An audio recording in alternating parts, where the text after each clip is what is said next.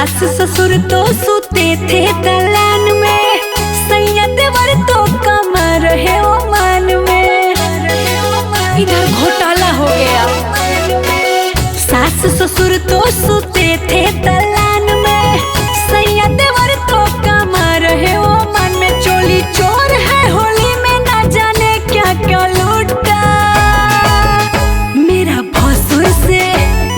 भसुर से भरोसा है उठा, हमर पुआ कर दिया है झूठा।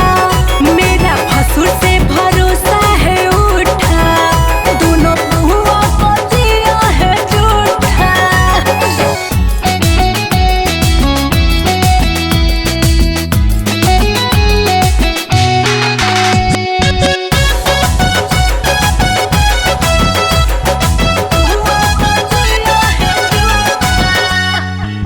हर घड़ी घुसा रहता है चूहानी, जहिया से फागुन